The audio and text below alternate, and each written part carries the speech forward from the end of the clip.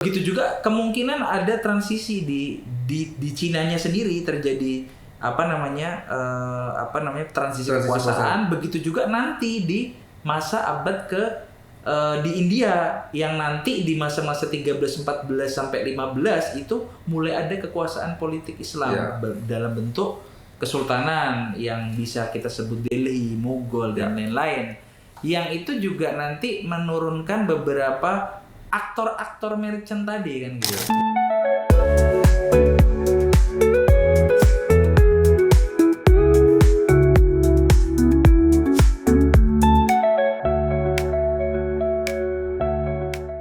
Teman-teman, kita sudah menulis dan juga menghasilkan karya dalam bentuk buku.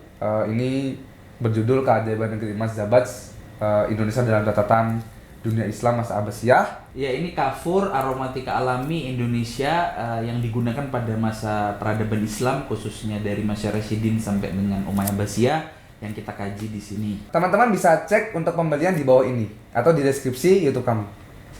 Bismillahirrahmanirrahim. Assalamualaikum warahmatullahi wabarakatuh. Waalaikumsalam warahmatullahi wabarakatuh. Kembali lagi teman-teman, kita lanjutkan diskusi kita atau ngobrol-ngobrol kita ya. Dari yang sebelumnya. Jadi kita ngobrol masih membahas terkait dengan sejarah maritim di Asia Tenggara. Di diskusi sebelumnya kita sempat membahas bagaimana sejarah di Asia Tenggara dari perspektif baik Reid maupun Wade, Geoff Wade. Seperti yang kita ketahui, mungkin kita ngulas sebentar ya Mas.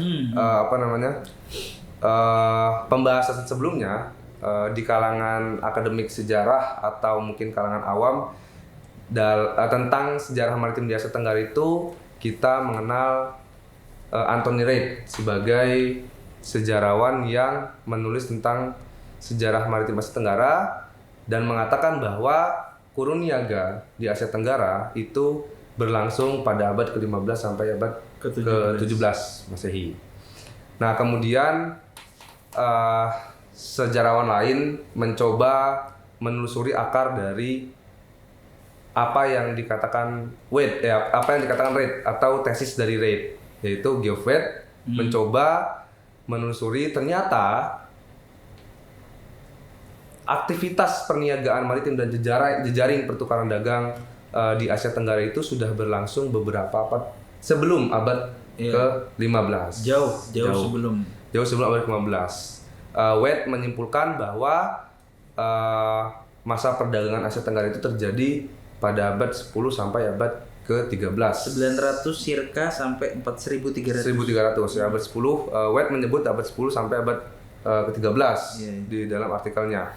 Dan ia menamakan bahwa periode itu sebagai Early Age of Commerce. Nah, di diskusi kali ini kita coba melanjutkan pembahasan itu dengan lebih rinci atau mungkin lebih mendetail terkait dengan artikel Wade atau tesis yang diajukan oleh Wade ini gitu.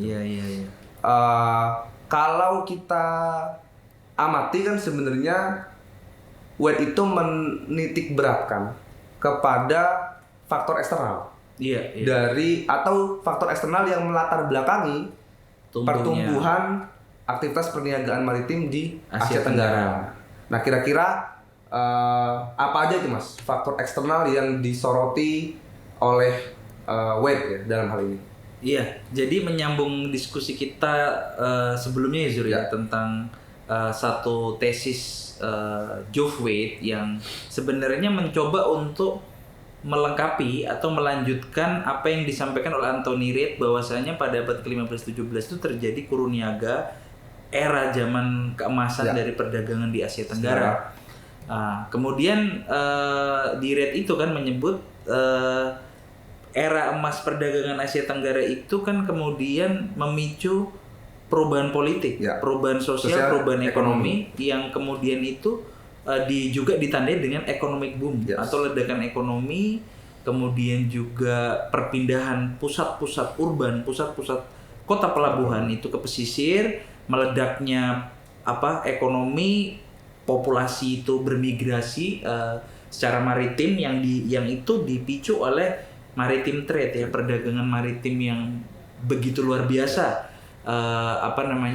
di Asia Tenggara. Nah, tadi yang faktor eksternal disebut itu sebenarnya ada faktor yang pertama adalah faktor dari Cina sendiri. Ya. Jadi tumbuhnya perdagangan dari Cina, juga Asia Selatan dan juga Asia Barat atau Timur Tengah atau dunia Islam lah kalau kita sebut pada masa itu. Jadi 3 faktor yang memicu ledakan ekonomi, yang memicu tumbuh pesatnya economic boom dan aktivitas kurniaga di Asia Tenggara itu 3 wilayah itu, yaitu interkoneksi atau hubungan perdagangan maritim ya, jelas itu maritim dari dunia Islam yang kemudian berlanjut ke Asia Selatan, kemudian Asia Tenggara ini sebagai tempat yang menyambungkan wilayah itu ke Asia Timur atau Cina begitu.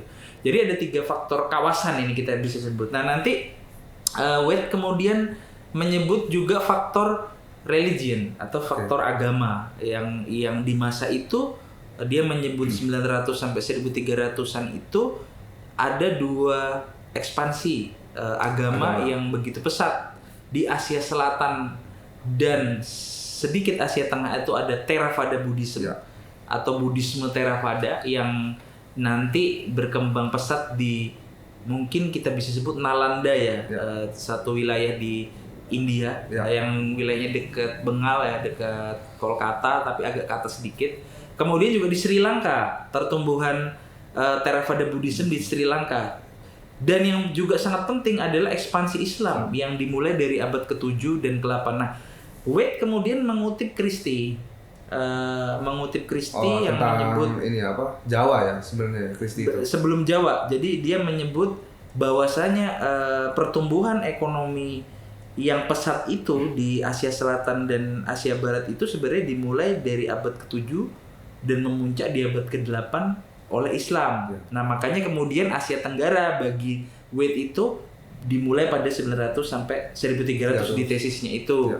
Yang kemudian juga nanti kalau kita bicara dari sisi kawasan nanti ada organisasi-organisasi merchant atau kongsi-kongsi dagang yang menjadi katalisator ya sebagai aktor pendorongnya, yaitu nanti ada merchant-merchant Muslim, ada merchant-merchant Tamil dan juga mungkin dari Cina yang terutama berpusat di Guangzhou dan juga di Fujian atau di daerah Guangzhou yang Hokkien Muslim yang kemudian di masa 10 sampai 13 itu memainkan peranan penting juga nanti. Walaupun sebenarnya nanti mungkin kita bahas di belakang. Jadi setidaknya itu sih beberapa faktor, mungkin ada yang lain yang perlu ditekankan lagi. Iya, jadi Red itu menyoroti 3 tadi memang. 3 Wade menyoroti 3 kawasan itu dengan yang pertama dan ketiga kawasan itu sebenarnya merupakan satu jejaring perdagangan yang saling terhubung. Iya. Nah kalau kita perhatikan misalkan di Cina, Wade itu menyoroti bagaimana kebijakan perdagangan luar negeri pada masa dinasti Song dan dinasti Yuan. Di Cina, jadi terjadi satu ledakan perdagangan dan konektivitas ekonomi antara Timur Tengah dengan Cina. Ini salah satu hubungan perniagaan panjang ya, perniagaan yang dengan lintas kawasan yang panjang yang terjadi di abad itu. Di Cina dipengaruhi oleh faktor-faktor kebijakan pada masa dinasti Song dan dinasti Yuan. Di Cina pada masa itu dengan kebijakan perdagangan luar negerinya, mereka mengundang para pedagang luar negeri untuk datang, kemudian juga mengirimkan misi-misi perdagangan para pedagangnya itu ke luar negeri untuk membawa komoditas, terutama sebenarnya Wade itu juga menyoroti bagaimana dinasti Song dan Yuan itu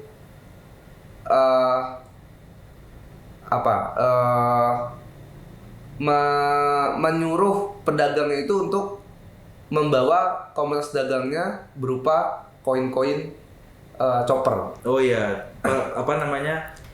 monetisasi chopper, chopper koin ya. Nah itu juga disebut oleh Wade Song dan Yuan. Pada kebijakan luar negeri perdagangan luar negeri dinasti Song dan Yuan. Nah, dari kebijakan luar negerinya itu kemudian Cina juga banyak mengembangkan kota-kota pelabuhan. Yang itu juga sebenarnya satu hal yang saling berkaitan dengan kedatangan pedagang muslim sampai ke Cina gitu. Yang ada di Guangzhou. Dari Guangzhou. Jadi kota pelabuhan di Cina itu pun berkembang dan tumbuh kian banyak. Nah, kemudian di perkembangan perdagangan muslim itu Wade sangat banyak juga mengutip sumber-sumber mengenai aktivitas perdagangan Samudra Hindia. Yang menyebut bahwa juga mengutip Wing yang mengatakan Samudra Hindia pada masa bahkan sejak abad ke-7 layaknya sebagai Arab Mediterranean. Jadi memang seperti tadi yang disebut sama Mas Tori, pengaruh Islam juga sebenarnya sudah masuk gitu, sudah berlangsung melalui aktivitas pelayanan dan perniagaan para pelayan muslim di Samudra Hindia. Nah, Wade juga mengatakan bahwa meskipun pada abad ke-10 sampai abad ke-13 itu, meskipun Asia Tenggara dalam hal ini masyarakat Asia Tenggara bisa dikatakan belum menganut agama Islam di periode secara kenegaraan kita bicaranya. Ya, betul. Secara kenegaraan itu belum menganut agama Islam, tetapi pada masa itu aktivitas perdagangan itu didominasi oleh para pedagang muslim yang berlayar sampai ke Cina. Iya, ini sebenarnya bisa kemudian kita lengkapi penjelasan tentang bagaimana eksistensi Muslim merchant atau Islam di Cina itu nanti dalam beberapa buku, misalnya John Café tentang Muslim merchant, kemudian yang juga sangat penting Hyun Hee Park Mapping Chinese Islamic World, yang itu menjelaskan dari multi perspektif pada masa-masa itu, yang mana Islam tuh mendapatkan satu otonomi di wilayah-wilayah Cina Selatan, wilayah otonomi untuk membangun pengadilannya sendiri, mengurusi urusannya sendiri, sampai bahkan dipercaya pengurusan bandar-bandar. Nah, nanti baru di era-era ini di masa Tang nanti baru di era-era Song dan Yuan, sepertinya Cina, dinasti Cina Song dan Yuan ini ingin sendiri untuk lebih mengambil alih itu. Nah, nanti ditandai juga dengan perjalanan ekspedisi Cheng Ho itu yang kemudian pada abad 14 kalau tidak salah, 13-an, 1300-an itu melakukan 7 kali ekspedisi maritim. Di situ mereka benar-benar memang mau menunjukkan pengaruh maritim Cina. Tapi sebelumnya dari abad ke-7 sampai abad 13 itu memang eksistensinya lebih berpengaruh Muslim gitu. Jadi Muslim memberikan knowledge transmission dari itu ke Cina itu, ke daerah Cina Selatan. Nah makanya sebenarnya kalau kita perhatikan sebenarnya banyak keterbatasan dari apa yang disampaikan Wade juga. Kalau kita cek dari ke sumber-sumber literatur yang tadi Mas Tori katakan itu penjelasan bagaimana pengaruh perdagangan Muslim itu lebih rinci dan juga bahkan menjelaskan periode yang lebih lampau dari apa yang dijelaskan oleh Wade. Sayangnya Wade ini kan hanya berhenti pada abad 9 sampai abad 13 1300 lah ya. Sampai 14 ya berarti. Tapi kalau di artikelnya menyebutnya abad 10 sampai abad 13. Dan tidak menyentuh abad sebelum itu, padahal banyak sekali data-data dan juga sumber sejarah yang sudah mengungkapkan tentang pengaruh perdagangan Muslim di dunia gitu. Nah, Wade hanya berhenti pada abad itu dan tidak menyebut Baghdad atau pusat-pusat perdagangan Muslim di sejak abad ke-7 gitu kan. Tetapi lebih banyak menyebut Mesir, kemudian Fatimiyah, kongsi dagang Karimiyah gitu. Mungkin karena dia memang fokus di 10 sampai 13. Padahal kalau kita mau mengomentari dan kemudian memasukkan beberapa elemen yang penting, misalnya faktor pertumbuhan early Age of Commerce atau awal mula zaman keemasan Kuruniaga Asia Tenggara itu dia sebutkan karena juga salah satu faktornya tumbuhnya industri-industri. Ya. Salah satu yang disebut adalah tadi industri keramik. Ya. Kalau kita lihat secara historical arkeologi, bukti-bukti arkeologi yang sudah dilaporkan dari sisi keramik saja, sebenarnya tidak cukup mengatakan ada kebijakan finansial Song Yuan. Sebenarnya relasi antara dinasti Tang dengan Islamic World, baik itu di masa Rashidun sampai dengan Umayyah dan Abbasiyah, itu berlangsung secara masif gitu. Ya. Ada pengiriman envoy, utusan atau konsul ya kan yang tercatat kalau tidak salah di masa Umayyah mungkin 14 atau di masa Abbasiyah 16 atau 17, saya agak lupa rincinya, tapi memang ada rentetan pengiriman itu, diplomatik yang sangat kuat. Kemudian yang kedua, dari sisi tadi dikatakan pertumbuhan industri keramik, sebenarnya keramik dinasti Tang itu juga begitu diminati di dunia Islam. Begitu juga nanti terjadi pertukaran teknologi dan pengetahuan dari sisi pembuatan keramik, ya kan? Ada nanti Abbasid Blue Weight keramik, ada Islamic Turkish Glaze keramik yang kemudian distribusinya itu kalau kita lihat ada di wilayah Asia Selatan, Asia Barat sampai Asia Timur. Bahkan keramik Islamic Turkish Glaze yang ada di belakang kita ini dan juga dinasti Tang di atas ini, Turkish Glaze itu bahkan sampai ke Jepang, di Kuil Nara di Jepang, juga ada di Guangzhou, juga ada bahkan di Mowab di Qatar gitu. Dari kajian yang coba kita teliti dari temuan-temuan arkeologi. Jadi tidak cukup mengatakan faktor kebijakan finansial Song dan Yuan. Karena dinasti Tang tuh juga mengalami cukup pesat pertumbuhan Chinese Chopper Coin-nya yang juga walaupun sempat ada satu periode yang dia kekurangan ya kan, karena terlalu banyak untuk dipakai di luar, mereka bisa terjadi gangguan di ekonomi dalam negeri. Sempat terjadi itu. Termasuk tempat terjadi juga pembatasan perdagangan luar negeri kan di China karena itu ketakutan akan Chinese karena stabilitas moneternya yang bergantung dari peredaran mata uang chopper itu, yang itu untuk perdagangan di luar terlalu banyak sehingga kan akan goyang stabilitas di dalam gitu. Ya makanya sebenarnya ketika kita membaca Waite ini kan kemudian mengingatkan kita bagaimana sebenarnya periode ini tidak hanya berhenti di abad 10 sampai abad 13 gitu. Seperti yang tadi Mas Tori udah sampaikan gitu. Bahkan bukan hanya di dunia Islam ya yang sejak abad ke-7 Masehi, bahkan hubungannya itu sudah dengan Cina sejak dinasti Tang gitu. Dan banyak kebijakan-kebijakan finansial dan juga ekonomi terutama perdagangan luar negeri yang sudah dilakukan pada masa Tang yang menandai satu perdagangan global sejak awal-awal abad pertengahan lah ya. Gitu. Nanti bisa ditambah misalnya banyak juga yang sudah menulis, misalnya tadi nanti kalau Jan Christie soal Java Trade, tapi juga ada Christie yang soal perdagangan Islam dan Tang ya kalau nggak salah. Terus juga ada salah satu tokoh juga yang juga penting yaitu Alain Fuad George dari Oxford University Culinary Research Center, menulis tentang early Islamic Irak and Tang. Maksudnya Irak di situ adalah Abbasiyah gitu kan. Dan ibu kotanya di Baghdad kan? Yang ibu kotanya di Baghdad begitu. Kemudian juga ada kemarin kita sebut yang tentang monetisasi. Monetisasinya kalau Waite ini banyak berputar pada Chinese Chopper Coin. Nah itu betul. Jadi pengaruh perkembangan monetisasi dalam perdagangan Asia Tenggara itu banyak dititik beratkan pada Cina. Kalau dalam Waite ini ya. Gitu. Bagaimana Cina menerapkan kebijakan finansial dan ekonomi atau perdagangan luar negerinya ya salah satunya dengan perdagangan copper coin itu.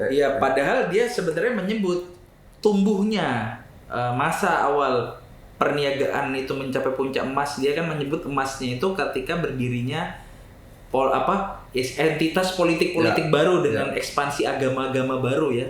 Seperti nanti ya Kesultanan Islam di abad 15 sampai 17. Tetapi sebenarnya dia sudah menyebut terjadinya perdagangan luar negeri ketika terjadi transaksi tukar menukar, maka harus ada satuan ukur yang disebut sebagai mata uang atau alat timbang, weight and balance dan juga coinage. Nah, dia menyebut tumbuhnya itu memicu tadi Chinese Copper Coin di Songdon Yuan, dan juga di Asia Tenggara ada mata uang lokal Asia Tenggara, negara-negara di Asia Tenggara. Akan tetapi yang belum disebut adalah tadi temuan koin-koin dinasti Tang itu juga sudah cukup banyak, baik itu di Indonesia, baik itu di negara Asia Tenggara lain gitu.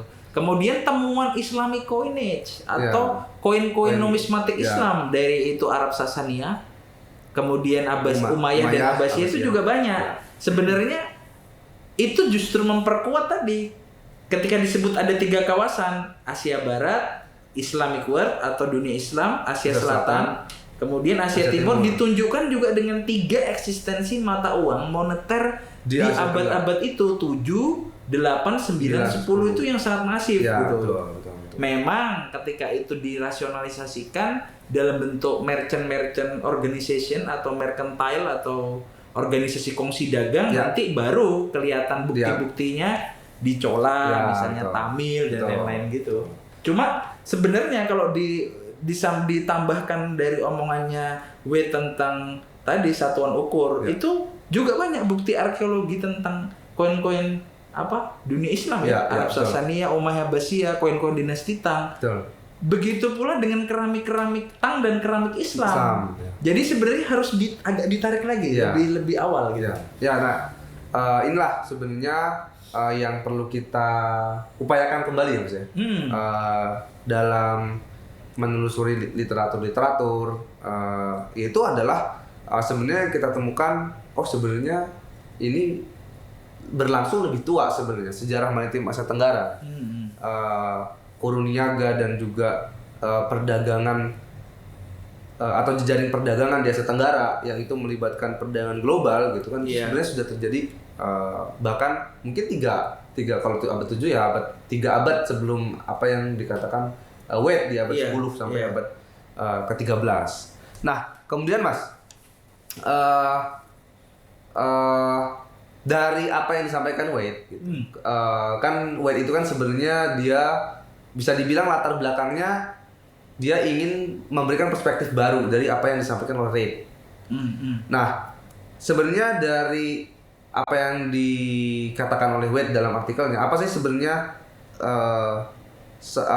dari faktor-faktor eksternal tadi, apa sih kesimpulan? Kan Wade itu kan juga menyinggung bahwa perubahan sosial, ekonomi, dan politik itu bukan hanya terjadi pada masa Age of Commerce-nya Reid. Bahkan early Age of Commerce yang disampaikan oleh Wade itu ya juga terjadi perubahan sosial, ekonomi, dan politik gitu kan. Nah, apa aja sih sebenarnya Mas bentuk-bentuk perubahan ekonomi, politik, dan sosial ya, di Asia Tenggara pada masa itu? Sebenarnya kenapa kemudian studi Anthony Reid, studi Geoff Wade ini cukup penting dan perlu diperhatikan, karena tentu penggunaan data yang penting ya untuk membangun satu narasi atau satu simpulan sementara yang penting itu dibangun dari pertama ada dokumen historis tentunya, kedua ada bukti arkeologis, dan juga tadi statecraft, pengaruh dari pengelolaan kebijakan satu negara atau hubungan, bahkan dia menyebut interaksi perang antar negara, perang antar kekuasaan itu juga mempengaruhi, sampai juga pada ekspansi agama-agama yang disebut tadi Theravada Buddhism dan juga ekspansi Islam itu melengkapi itu semua begitu. Nah, yang kemudian perlu kita juga perhatikan adalah tadi satu kunci, yang tata kunci yang mana Asia Tenggara itu berkembang pesat karena dia memaksimalkan potensi maritim.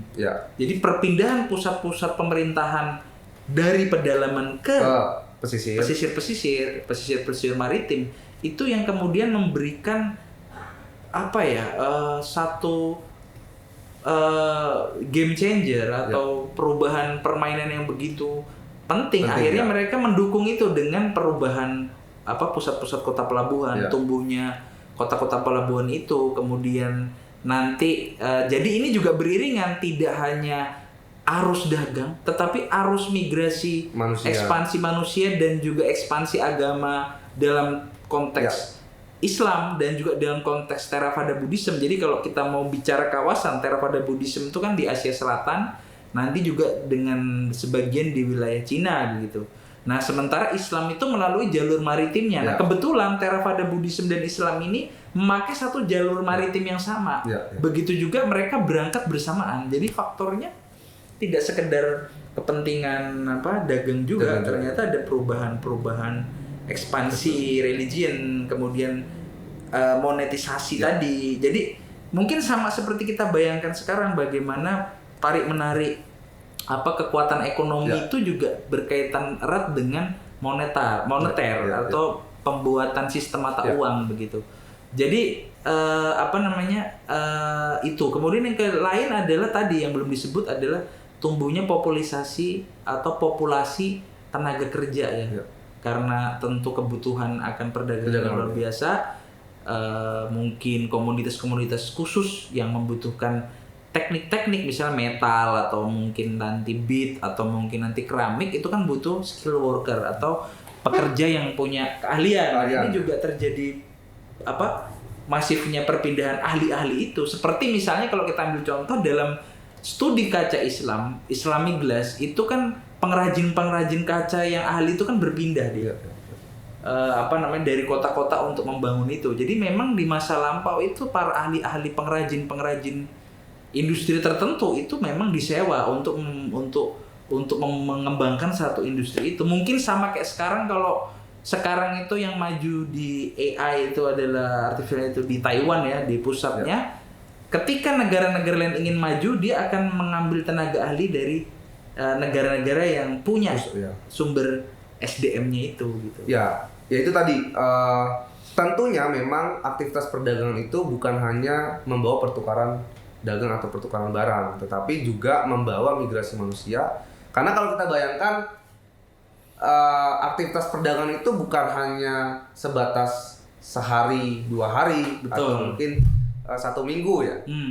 Itu dilakukan dalam satu kali perjalanan yang membutuhkan waktu berbulan-bulan. Makanya di situ juga ada perpindahan manusia, pengaruh agama, kemudian dan juga pertukaran ide, pengetahuan.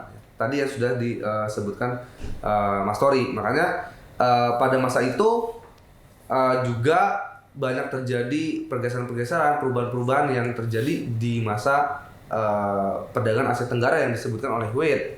Perpindahan administrasi atau pemerintahan, kemudian ke pesisir, kemudian perkembangan seiring dengan itu juga berkembang kota-kota pelabuhan, perkembangan industri, ekspansi penduduk, kemudian perkembangan monetisasi, dan juga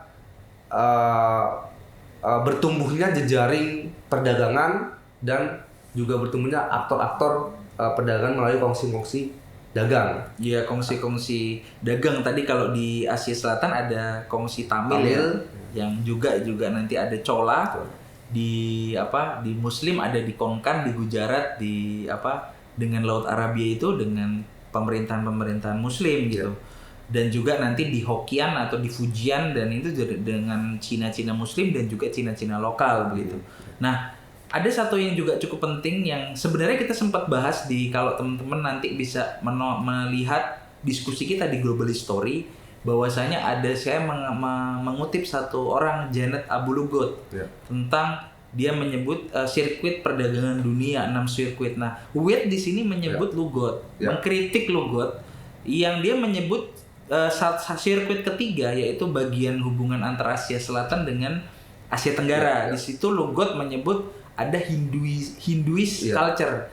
Jadi menyebut dominasi Hindu pada sirkuit perdagangan 3 antara Asia Selatan dengan Asia Tenggara. Akan tetapi itu dibantah Wade bahwasanya itu tidak Hinduist culture, tetapi ada 2 faktor tadi, Theravada Buddhism, justru Buddhisme Theravada, dan juga Islam. Ekspansi itu yang justru mewarnai sirkuit perdagangan di masa, kalau disebut Lughod tuh abad 1250 sampai 13 sekian, 1350 atau 1380. Nah, Nah, si Wade ini justru membantah bahwasanya bukan Hinduist culture, tetapi justru di faktor dua religion tadi, Theravada Buddhism dan juga Islam. Ya. Itu untuk jadi kita perlu untuk memahami, karena ini sifatnya longue durée atau panjang, kita perlu banyak membaca dan banyak mempelajari kawasan-kawasan itu dengan berbagai tesis-tesisnya. Ada yang mungkin dia belum benar atau belum tepat, maka perlu dilengkapi. Nah, itu pentingnya kita juga mempelajari apa yang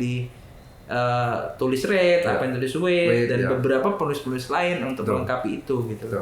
Nah, kalau kita makanya dari apa yang dituliskan oleh Wade itu juga yang menarik adalah sebenarnya Wade itu tidak melakukan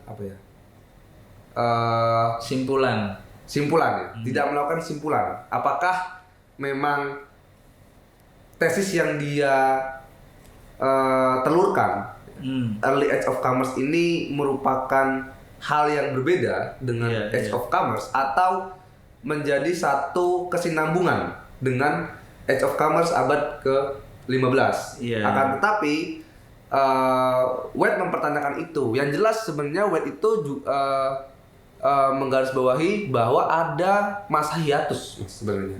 Ada masa hiatus atau ada masa penurunan aktivitas perniagaan Asia Tenggara itu di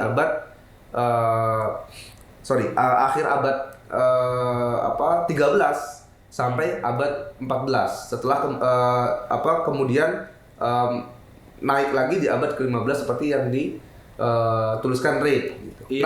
Apakah abad 10 sampai abad 13 ini merupakan kesinambungan awal dari berlangsungnya kurun niaga abad ke-15 sampai abad ke-17 yang diungkapkan oleh Reid, atau ini merupakan satu entitas atau bukan satu simpulan yang terpisah sebenarnya. Nah, itu Wade tidak belum memberikan satu simpulan yang tegas mengenai itu. Mengenai ya sebenarnya kalau kita coba gampangannya itu kan perdagangan lancar. Misalnya ekspor impor antar negara itu lancar ketika terjadi satu keamanan di wilayah maritim. Terjadi kejelasan kedaulatan politik dari satu entitas. Nah, memang di masa 13 ke 14 itu kan di dunia Islam terjadi gejolak politik dengan jatuhnya Baghdad. Maka kemudian terjadi gonjang-ganjing di dunia Islam, terjadi fragmentasi atau perpecahan-perpecahan di beberapa titik kekuasaan menjadi kesultanan-kesultanan yang cukup banyak dan terjadi desentralisasi kekuasaan. Begitu juga kemungkinan ada transisi di Cinanya sendiri terjadi transisi kekuasaan. Begitu juga nanti di masa abad di India yang nanti di masa-masa 13, 14 sampai 15 itu mulai ada kekuasaan politik Islam dalam bentuk kesultanan yang bisa kita sebut Delhi, Mughal dan lain-lain. Yang itu juga nanti menurunkan beberapa aktor-aktor merchant tadi kan gitu. Yang tentu aktor-aktor merchant kongsi dagang atau organisasi dagang atau sekarang kita sebut Chamber of Commerce atau Kadin lah atau yaitu Chamber of Commerce atau kongsi dagang itu dari suatu negara itu kan bisa berkembang, bisa bermanuver, bisa melakukan kelancaran arus lalu lintas dagang itu karena stabil politiknya gitu. Jadi nampaknya itu yang perlu dijelaskan sebenarnya apa yang terjadi itu kalau kita komentari sedikit ya memang terjadi gejolak-gejolak. Wade juga menyinggung itu karena itu terkait dengan apa yang disampaikan Mas Tori tadi terkait dengan transisi politik, terutama di Cina itu pada masa akhir keruntuhan dinasti Yuan dan kemudian transisi pada berdirinya dinasti Ming. Yang kemudian nanti mempengaruhi kebangkitan lagi atau perkembangan kembali aktivitas perniagaan di Asia Tenggara abad ke-15 sampai abad ke-17 gitu. Begitupun di dunia Islam, begitupun juga di Asia Selatan gitu. Teman-teman, sekali lagi mungkin kita mau menyampaikan narasi apa yang disampaikan Wade ya terhadap historiografi maritim di Indonesia atau Asia Tenggara yang sebelumnya kita kenal Wade ini merupakan salah satu bacaan yang penting untuk kita perhatikan juga, untuk kita kenali, untuk dapat membaca bagaimana sebenarnya sejarah maritim di Asia Tenggara dan bagaimana kompleksitas aktivitas perdagangan global itu berlangsung gitu. Ya bahkan, ini sebenarnya menyambung Zur sama yang sudah kita sampaikan di Global History kemarin. Ya.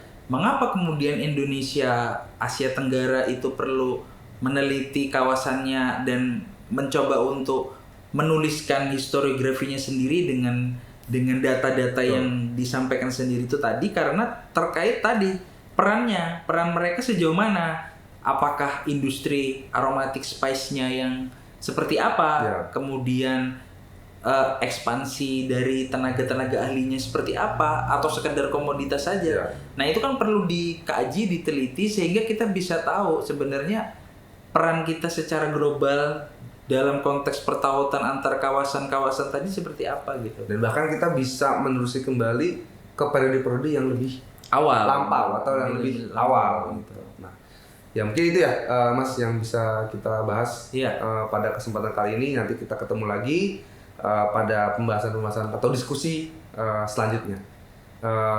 Terima kasih teman-teman. Jangan lupa simak video-video atau diskusi kita, diskusi dan obrolan kita. Bisa juga tulis apa yang penting, mungkin topik yang mungkin kita perlu kaji, juga bisa komen, memberikan referensi atau membantah dan berargumen dengan argumen teman-teman sendiri. Karena tentu budaya ilmiah atau kemudian kita ingin membangun satu diskusi, mengajak teman-teman masyarakat, peminat sejarah, peminat arkeologi tentang bagaimana kita memahami Asia Tenggara maritim di kawasan Asia di masa itu seperti apa begitu, karena nanti akan terkait erat dengan eksistensi orang dan juga bangsa dan juga negara wilayah kita pada masa itu. Ya, oke. Sampai ketemu di diskusi kita selanjutnya. Terima kasih. Assalamualaikum warahmatullahi wabarakatuh.